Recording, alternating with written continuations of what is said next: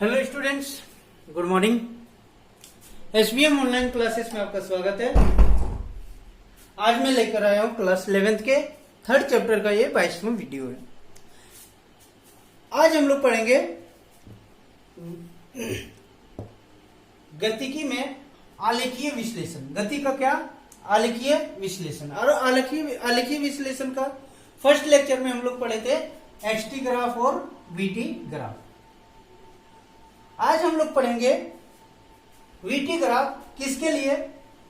तो असमान त्वरण के लिए। एक समान त्वरण के लिए देखना मैं बताया था कि वीटी ग्राफ कैसे होता है, स्ट्रेट लाइन होता है। यहां पर जो ढाल होता है वो क्या होता है? पॉजिटिव होता है। स्लोप जो होता है वो क्या होता है? पॉजिटिव होता है। यदि वेलोसिटी जो है वो डिक्रीज हो रहा हो, वेलोसिटी इंक्रीज करता है तो ग्राफ कैसे बनता है? इस प्रकार से। वीटी ग्राफ में जब वेलोसिटी क्या हो रहा है? घट रहा हो, तो घटता है तो वेलोसिटी टाइम ग्राफ इस तरह से नेगेटिव स्लोप के साथ बनता है। यहां पर स्लोप क्या होता है? थीटा जो होता है वो ऑब्ट्यूज एंगल होता है, और टेन थीटा जो होता है वो क्या हो जाता है? नेगेटिव हो जाता है। और जब स्लोप क्या हो नेगेटिव, तो वेलोसिटी क्या होता है? डिक्रीज होता है, मतलब घट रहा होता है। और यदि स्लोप क्या हो? पॉजिटिव, तो वेलोसिटी क्या होता है? ग्राफ इस तरह से बनता है। यहां पर ये थीटा कोण होता है, और क्या होगा? यहां पर बॉडी का जो वेलोसिटी होगा, मतलब वेग होगा, वो लगातार क्या करता जाएगा? इंक्रीज करता जाएगा। आगे हम लोग पढ़ते हैं असमान त्वरण के लिए। यह किसके लिए ग्राफ था? एक समान त्वरण के लिए। यदि बॉडी जो है असमान त्वरण हो, असमान त्वरण करने का मतलब उसका जो वेग है वो परिवर्तन तो हो रहा है, लेकिन अलग अलग इंटरवल में अलग अलग वेग से बदल रहा है। तो यहां पर वीटी ग्राफ जो होगा वो पॉजिटिव स्लोप के साथ चलेगी, वेलोसिटी इंक्रीज कर रहा है, तो ग्राफ जो बनेगा वो किस तरह से बनेगा? इस तरह से बनेगा। यहां पर ग्राफ कैसा बनेगा? ऐसा बनेगा। या तो वीटी ग्राफ कैसा बनेगा? इस तरह से बन सकता है। दोनों में वेलोसिटी क्या कर रहा है? इंक्रीज कर रहा है। इधर लेंगे वी टी और इधर क्या लेंगे? वी। यहां पर प्रत्येक पॉइंट पर देखो स्लोप जो है, टेंजेंट का जो स्लोप होगा यहां पर भी वो क्या है? टेन थीटा जो है पॉजिटिव है। एक्यूट एंगल है, एक्स एक्सिस टी एक्सिस के साथ थीटा है, तो ये पॉजिटिव है। तो ये वीटी ग्राफ है। किसके लिए? असमान त्वरण के लिए। जब वेलोसिटी क्या होगा? इंक्रीज करेगा, तब वेलोसिटी जब क्या करेगा? इंक्रीज करेगा, तो वीटी ग्राफ कैसा बनेगा? समझ में आ गया? इस तरह से बढ़ेगा, या तो इस तरह से बढ़ेगा। इधर वी लेंगे और इधर क्या लेंगे? टी लेंगे। तो यह था क्या? VT graph. किसके लिए? असमान त्वरण के लिए। वीटी ग्राफ से हमें क्या क्या इंफॉर्मेशन मिल सकता है? तो वीटी ग्राफ का जो स्लोप होता है, स्लोप मतलब ढाल, ढाल को कैसे लिखते हैं? टेन थीटा से। यह तो बराबर एम जो देगा वो क्या देगा? त्वरण देगा।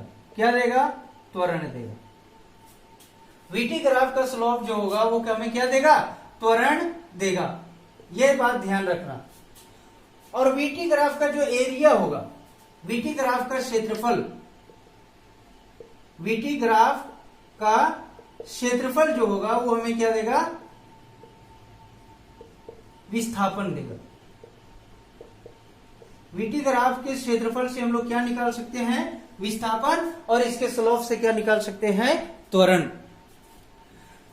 आगे हम लोग पढ़ेंगे एटी ग्राफ। एटी ग्राफ मतलब त्वरण और क्या? समय आलेख। त्वरण समय आलेख।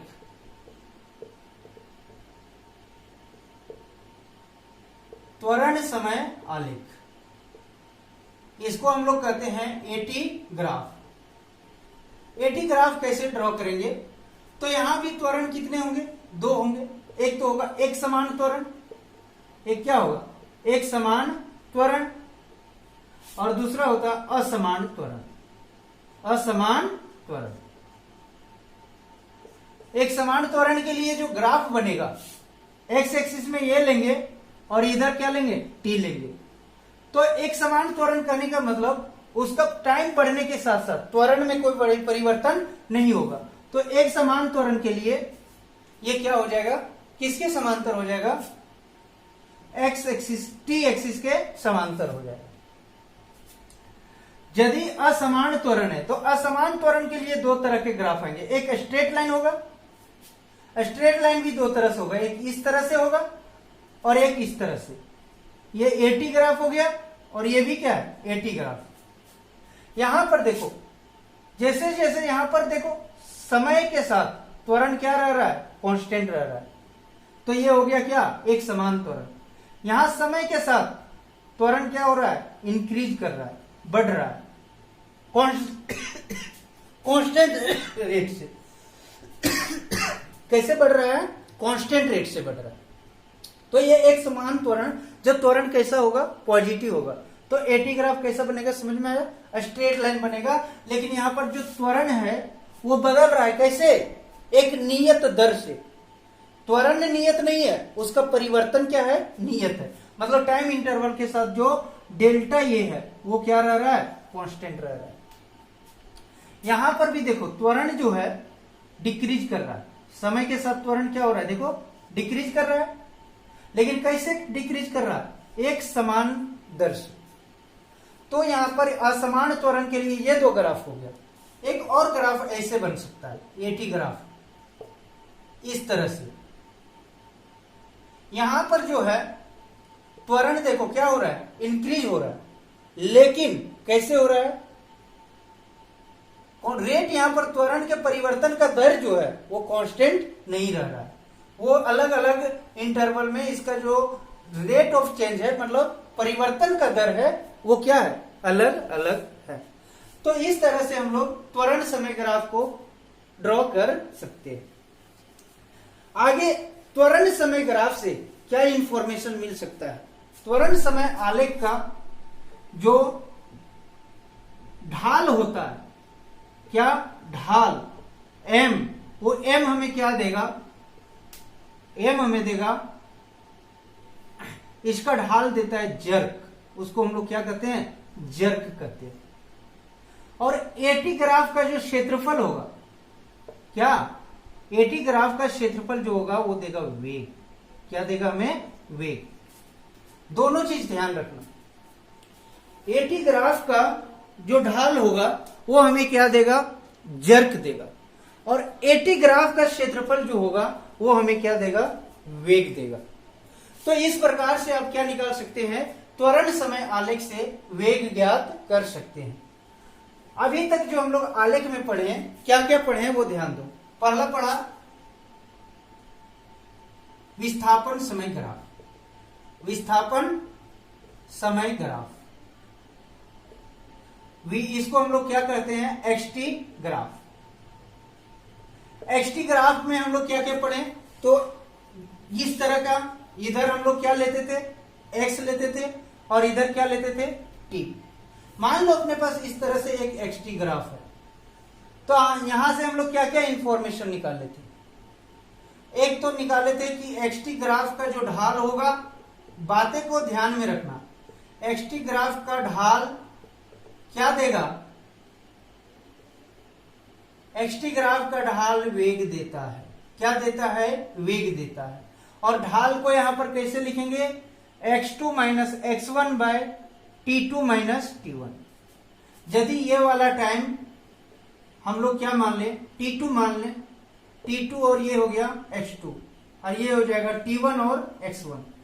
तो इसका जो ढाल निकालेंगे वो इस फॉर्मूले से निकालेंगे, और ये किसके बराबर हो जाएगा, तो औसत वेग के बराबर हो जाएगा।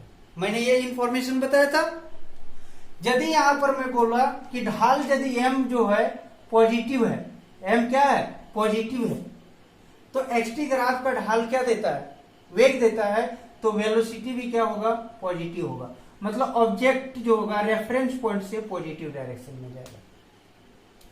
यहां से यहां तक देखो, ये वाला पॉइंट लिखूं तो ये वाला टाइम t3 हो गया, लेकिन ये वाला हाइट देखो अभी भी क्या है, x2, तो t3 और ये क्या लिखे, x2। जब इसका ढाल मैं निकालूंगा तो m बराबर देखो x2 माइनस x1, तो यहां भी x2 और यहां भी x2, और T3 माइनस T1, तो ये क्या हो गया, जीरो हो गया। x2 कट के क्या हो गया, जीरो। तो जब भी xt ग्राफ में कैसा ग्राफ हो, समय अक्ष के पैरेलल हो, तो यहां पर वेलोसिटी क्या हो गया, जीरो। ढाल क्या देता है, जीरो। तो यहां पर T2 से T3 इंटरवल के लिए बॉडी किस में रह रहा है, रेस्ट में, मतलब यहां पर इसका कोई वेलोसिटी नहीं है। यहां से यहां तक के लिए देखो वेलोसिटी डिक्रीज कर रहा है, सॉरी विस्थापन क्या हो रहा है, घट रहा है। विस्थापन क्या हो रहा है, घट रहा है। विस्थापन घटने का मतलब ये नहीं कि वेग घट रहा है, वेग बढ़ रहा होगा, लेकिन किस डायरेक्शन में, नेगेटिव डायरेक्शन में। यहां पर हम लोग ढाल जब थीटा एक्यूट था, मतलब न्यून कोण था, तो ऑब्जेक्ट किधर जा रहा था, पॉजिटिव डायरेक्शन में।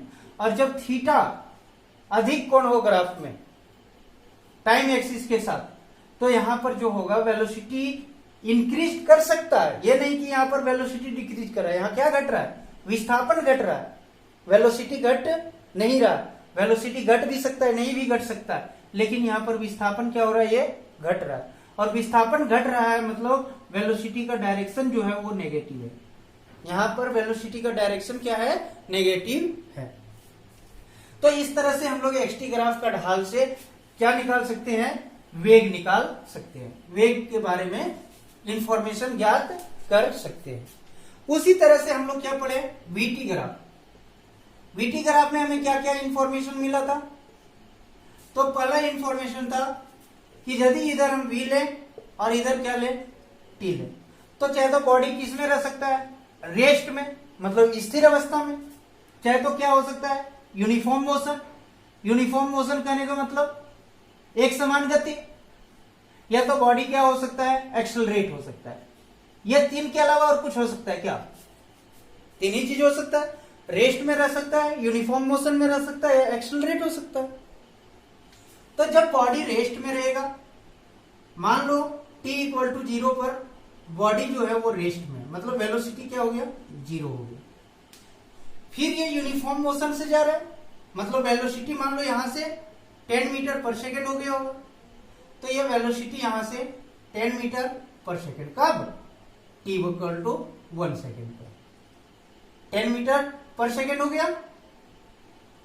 उसके बाद क्या हुआ होगा, ये तो रेस्ट में था ना, कहां से, t इक्वल टू 0 से 1 सेकेंड, 1 सेकेंड पर इसका वेलोसिटी कितना हो गया, 10 मीटर पर सेकेंड। और ये यूनिफॉर्म वेलोसिटी मतलब 2 सेकेंड पर इसका वेलोसिटी कितना हो गया होगा, 10 मीटर, सॉरी इसका वेलोसिटी 10 मीटर पर सेकेंड। उसी तरह से 3 पर भी 10 मीटर पर सेकेंड। और इस प्रकार से जब बॉडी यूनिफॉर्म मोशन में रहेगा, तो जो वीटी ग्राफ आएगा वो किसके पैरेलल हो जाएगा, टाइम एक्सिस के पैरेलल हो जाएगा। तो यही चीज मैंने बताया। अब यहां से हम इसलिए आपको बार बार बता रहे हैं कि इसका प्रयोग है आगे इक्वेशन को डिराइव करने के लिए। अब वीटी ग्राफ से हमें क्या इंफॉर्मेशन मिलता है, तो वीटी ग्राफ का जो ढाल होगा, ढाल हमें क्या देगा, m जो देता है वो देता है त्वरण। क्या देता है, त्वरण। मतलब यहां पर v2 minus v1 bye t2 minus t1 निकालेंगे, और ये हमें क्या देगा, त्वरण देगा। बात समझ में आ रहा है। और इसका जो क्षेत्रफल होगा, किसका, वीटी ग्राफ का जो क्षेत्रफल होगा वो हमें देता है विस्थापन। क्या फाइंड करेंगे यहां से, विस्थापन। यदि वीटी ग्राफ से हमें क्या निकालना हो, विस्थापन, तो हम लोग क्या निकाल देंगे, उसका क्षेत्रफल निकाल देंगे। और यदि हमें त्वरण निकालना हो वीटी ग्राफ से, तो हम क्या निकाल देंगे, ढाल निकाल देंगे। कोई डाउट तो नहीं है। और तीसरा था एटी ग्राफ। तो एटी ग्राफ से हमें क्या क्या इंफॉर्मेशन मिलेगा, तो अभी मैं बताया कि एटी ग्राफ का जो क्षेत्रफल होता है, इससे केवल हम लोग क्षेत्रफल ही यूज में लेते हैं। इसका क्षेत्रफल हमें क्या दे देता है, वेग में परिवर्तन। क्या दे देता है, वेग में परिवर्तन। और इस तरह से हम लोग इंफॉर्मेशन फाइंड करते हैं, किससे, ग्राफ से। आइए इससे संबंधित हम लोग कुछ क्वेश्चन करते हैं कि एटी ग्राफ से हम लोग कैसे क्वेश्चन को, न्यूमेरिकल को सॉल्व करेंगे। कोई भी ग्राफ दिया है तो उससे हम लोग न्यूमेरिकल को कैसे सॉल्व करते हैं। मान लो अपने पास एक ग्राफ है, वीटी ग्राफ दिया हुआ है। अच्छा वीटी ग्राफ मान लो इस प्रकार से दिया हो, इधर हम लोग ले लें v और इधर ले लें क्या t। इनिशियली ये इस तरह से ग्राफ है, वीटी ग्राफ इस तरह से है, ये t equal to 0 second 2 second, ये t इक्वल टू 4 सेकेंड, ये हो गया अपना 6 सेकेंड और ये हो गया 8 सेकेंड। इस तरह से अपने पास क्या दिया हो, वीटी ग्राफ दिया हुआ है, कोई दिक्कत तो नहीं है। और यहां पर ये मान लो 10 है, 10 मीटर पर सेकेंड, और यहां पर दिया हुआ है 20 मीटर पर सेकेंड, और नीचे भी ये दिया हुआ है -10 मीटर पर सेकेंड। अब यहां से यदि आपको पूछ दे कि फाइंड ज्ञात कीजिए, पहला क्या ज्ञात कीजिए, पहला 0 to 2 सेकेंड, 0 to 2 सेकेंड के लिए त्वरण, दूसरा 2 से 4 सेकेंड के लिए, 2 to 4 सेकेंड के लिए त्वरण। इंफॉर्मेशन ध्यान देना, तीसरा बोल दे 4 सेकेंड टू 6 सेकेंड के लिए त्वरण। कोई दिक्कत तो नहीं है। तो यहां पर यदि आपको पूछ दे इस वीटी ग्राफ से कि 0 to 2 सेकेंड के लिए क्या निकालना है, त्वरण निकालना है, तो यहां देखो 0 पे ये पॉइंट है क्या, तो यहां का कोऑर्डिनेट कैसे लिखेंगे, एक्स एक्सिस और Y axis, X axis 0 Y axis 10। यहां का कोऑर्डिनेट लिखना चाहे तो एक्स एक्सिस में कितना है 2 और ये 20, यहां का कोऑर्डिनेट 4 20, यहां का कोऑर्डिनेट एक्स एक्सिस में 6 वाई एक्सिस में 0, यहां का कोऑर्डिनेट लिखना चाहो तो ये 7 हो जाएगा, तो यहां का कोऑर्डिनेट हो जाएगा 7, -10, और यहां का कोऑर्डिनेट कैसे लिखेंगे तो 8, 0। तो इस तरह से हम प्रत्येक पॉइंट का क्या लिख सकते हैं, कोऑर्डिनेट को लिख सकते हैं। अब हमें क्या बोल रहा है, ये कौन सा ग्राफ है, वीटी ग्राफ, और कहता है इसे 0 से 2 सेकेंड के लिए त्वरण ज्ञात कीजिए। तो 0 से 2 सेकेंड के लिए यही वाला ग्राफ है क्या, ये वाला, और ये कैसा ग्राफ है, स्ट्रेट लाइन है। तो इसका यदि स्लोप में निकालने बोलो तो स्लोप का फॉर्मूला अभी देखना बताया था, v2 - v1 by t2 - t1 होता है। तो यहां से v2 यदि बोलूं ये v2 है और ये क्या है v1, ये t1 है, सॉरी t2, और ये हो जाएगा v1 और ये हो जाएगा t1। यदि यहां पर मैं स्लोप रखूं तो ये स्लोप कितना हो जाएगा 20 - 10 बटा 2 - 0 बराबर 10 बटा 2। सॉल्व करोगे तो ये आएगा कितना 5। हम बोले ये v जो दिया हुआ है मीटर पर सेकंड में दिया हुआ है और टाइम किस में दिया है, सेकंड में, तो इसका यूनिट हो जाएगा मीटर पर सेकंड स्क्वायर। और यही स्लोप इसका क्या होता है, त्वरण होता है। तो यहां पर यदि 0 से 2 सेकंड के लिए मैं बोलूं तो त्वरण कितना हो जाएगा 5 मीटर पर सेकंड स्क्वायर, 5 मीटर पर सेकंड स्क्वायर। ग्राफ से हम लोग वैल्यू कैसे फाइंड करते समझ में आ रहा है, तो ये हो जाएगा कितना 5 मीटर पर सेकंड स्क्वायर। क्या त्वरण किसके बीच में, 0 से 2 सेकंड के बीच में। अब दूसरा है 2 से 4 सेकंड के बीच में त्वरण फाइंड करना। किसके बीच में, 2 से 4 सेकंड।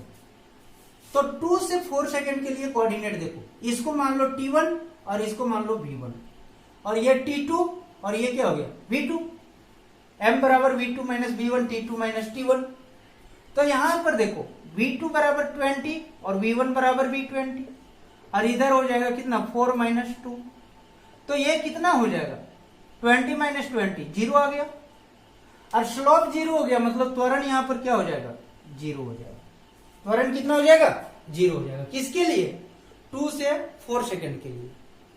यदि मैं बोलूं कि 4 to 6 सेकंड के लिए आप क्या निकालें, त्वरण निकालें, तो 4 to 6 सेकेंड के लिए पहले हम लोग कोऑर्डिनेट डिफाइन करते हैं। तो इसको मान लेना इस समय अब क्या T1 और V1, और इसको क्या मान लो T2 और V2। V2 बराबर कितना है 0। तो यहां पर यदि मैं स्लोप बोलू m, तो सूत्र होता है V2 minus V1 divided by T2 minus T1। कोई दिक्कत तो नहीं है।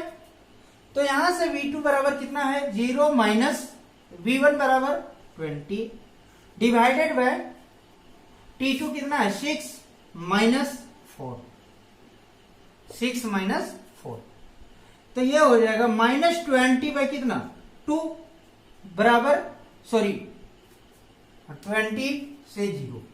तो ये 20 बाई कितना हो गया 0, 2 सॉरी 20 बाई 2 बराबर माइनस 10 मीटर पर सेकेंड स्क्वायर।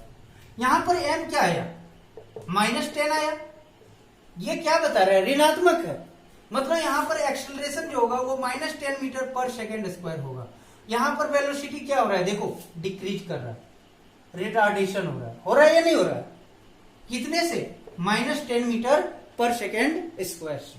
तो ये था त्वरण। यदि मैं इसमें बोल दूं कि वस्तु के द्वारा तय की गई दूरी ज्ञात कीजिए, दो चीज यहां पर इस ग्राफ से दो चीज निकालने बोल रहे।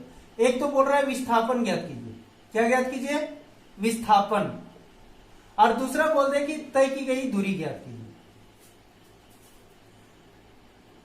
इस ग्राफ से आपको दो चीज पूछ रहा है कि एक विस्थापन ज्ञात कीजिए और दूसरा क्या ज्ञात कीजिए दूरी ज्ञात कीजिए। तो हम बोले तो वीटी ग्राफ का जो एरिया होता है वो क्या देता है विस्थापन देता है। तो यहां पर यदि आपको क्या निकालना है विस्थापन निकालना है, तो विस्थापन निकालने के लिए आप क्या करोगे इस पूरे ग्राफ का एरिया फाइंड करोगे। अब एरिया कैसे फाइंड करोगे तो ध्यान दो, इसको 3 भाग में बांट दें, 1 2 और ये हो गया 3। ये वाला भाग देखो क्या है ट्रेपीजियम है समलंब, ये भी क्या है समलंब है।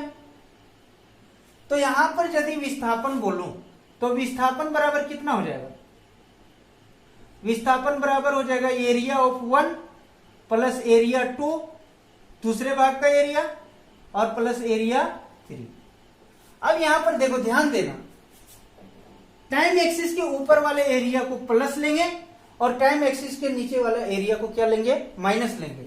तो यहां पर क्या देगा विस्थापन देगा। तो टाइम एक्सिस के नीचे वाला एरिया क्या हो गया माइनस और टाइम एक्सिस के ऊपर वाला को क्या ले लेंगे प्लस। अब यहां पर एरिया 1 निकालो, तो ये समलंब है, समलंब के ये दो समांतर साइड हो गया और ये ऊंचाई हो गया। और समलंब का क्षेत्रफल क्या होता है बताओ 1/2 समांतर भुजाओं का योगफल। तो समांतर भुजा देखो ये 10 और ये कितना 20, तो ये हो जाएगा 10 + 20 और ऊंचाई ये वाला हो जाएगा मतलब 2। फिर हमें ये वाला पार्ट का निकालना है। तो यहां पर देखो ये और ये समांतर साइड हो गया और ये वाला क्या हो गया हाइट हो गया। तो इसका एरिया निकालेंगे तो 1/2 समांतर भुजाओं का योगफल। तो ये समांतर भुजा यहां से यहां तक, तो 6 और ये -2 तो कितना आ जाएगा 4, और ये समांतर साइड कितना 4 और 2 हो जाएगा। और ऊंचाई इसमें यहां पर ये आ जाएगा कितना 20 minus area of third part, ये वाला ट्रायंगल का एरिया। तो ट्रायंगल का एरिया क्या था 1/2, आधार देखो ये 6 ये 8 कितना हो गया 2, और ऊंचाई ये वाला होगा तो ऊंचाई कितना है 10, तो यहां पर ले लेंगे हम लोग 10। अब इसको सॉल्व कर दो, तो ये 2 से 2 गया और ये 2 से 10 गया 10 टाइम्स और ये हो जाएगा 5 टाइम्स। तो ये हो जाएगा कितना 10 + 2 12 प्लस 4 × 2 कितना हो जाएगा 4 2 6 6 × 10 60 और -10, तो ये हो जाएगा 62 मीटर। विस्थापन कितना आ जाएगा 62 मीटर। तो वीटी ग्राफ से यदि विस्थापन पूछे तो कैसे फाइंड करना समझ में आ गया। अब मैं इसी ग्राफ में दूरी पूछ रहा हूं, तो दूरी के लिए कुछ नहीं करना, विस्थापन जो निकाला तो यहां पर नीचे वाला एरिया को क्या लिए थे, माइनस, और ऊपर एरिया को क्या लिए थे, प्लस। दूरी के लिए क्या करना है कि चाहे नीचे रहे चाहे ऊपर रहे, उसको हम क्या ले लेंगे, प्लस में लेंगे, मतलब सभी का एरिया केवल निकाल के और जोड़ देंगे, तो वहां से हमें क्या मिल जाएगा, दूरी। तो यहां पर इसको प्लस कर दे, ये प्लस, तो यहां पर दूरी कितना हो जाएगा, तो 60 10 70 और 10 80 82 मीटर। तो दो चीज ध्यान रखना कि वीटी ग्राफ से यदि विस्थापन निकालना हो तो टाइम एक्सिस से ऊपर वाला एरिया क्या लेगा, प्लस, टाइम एक्सिस से नीचे वाला एरिया क्या होगा, माइनस। और जब हम दूरी निकालेंगे तो केवल ऊपर रहे चाहे तो नीचे रहे, दोनों का एरिया को हम लोग क्या लेंगे, प्लस लेंगे। और इस प्रकार से हम लोग वीटी ग्राफ से क्या निकाल सकते हैं, दूरी या विस्थापन को। तो ये था वीटी ग्राफ, एटी ग्राफ और एक्सटी ग्राफ के इंफॉर्मेशन। आज हम इतना ही रखते हैं, अगले वीडियो में लेकर आएंगे गति के समीकरण।